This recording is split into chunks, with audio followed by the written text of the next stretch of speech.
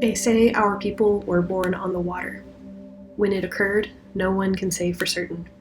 Perhaps it was in the second week, or the third, but surely by the fourth, when they had not seen their land or any land for so many days that they lost count.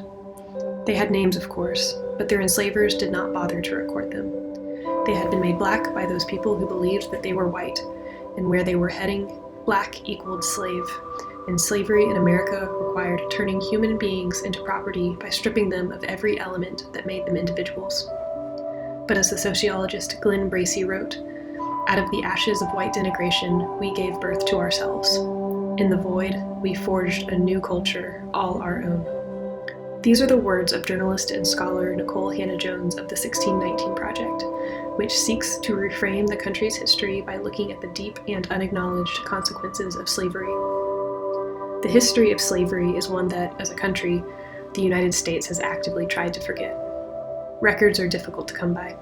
Because of the erasure, it's impossible to know the precise number, but there's documentation for at least 3,416 enslaved Africans who disembarked ships and entered this country through North Carolina, including through the port of Wilmington. In Ghana, Senegal, and Benin, door of no return memorials are sites of pilgrimage. These sites, where people were loaded onto slave ships, have been acknowledged and preserved, where people visit to begin healing from a collective and painful past. But what about when these people arrived across the ocean to a new land?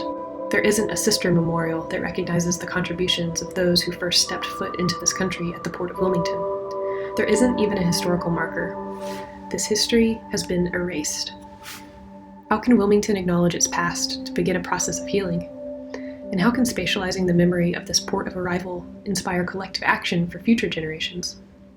Erasure is a call to arms to remember. The Wilmington Port of Arrival Memorial will honor the enslaved people who passed through this place, inviting reflection on how this history shapes the world we live in today.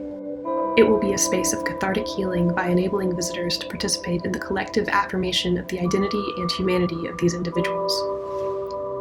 The forms we are proposing for the memorial reference the experience of people cut off from their past, of people forced to start a new life in a new place, of transformation.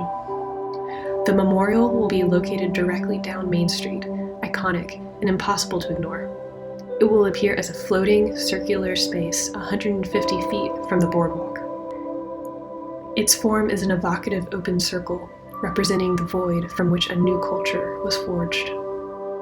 The entrance to the monument is through a tunnel on the Wilmington Boardwalk. Its placement in the tourist-heavy space and its extending footprints into the blocks of downtown will provoke attention and demand engagement with the public.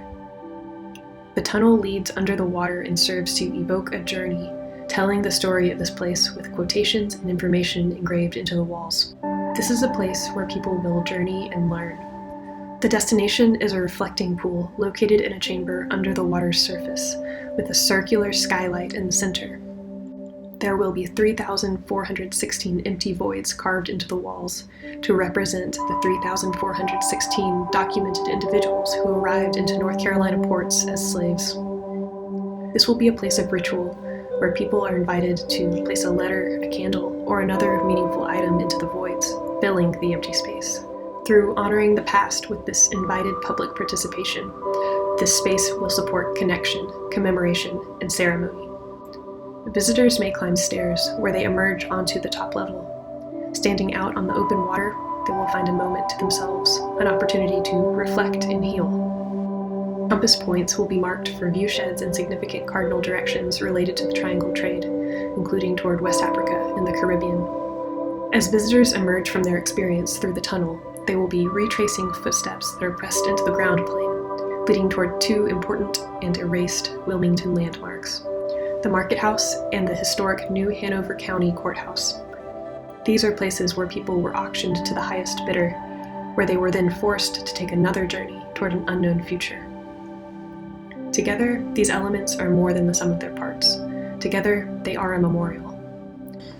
The Wilmington Port of Arrival Memorial will bring to light an erased history so that we may never forget the tragedies of the past, so that we may understand who we are now, and so that we, as a society, may create a more just and equitable future.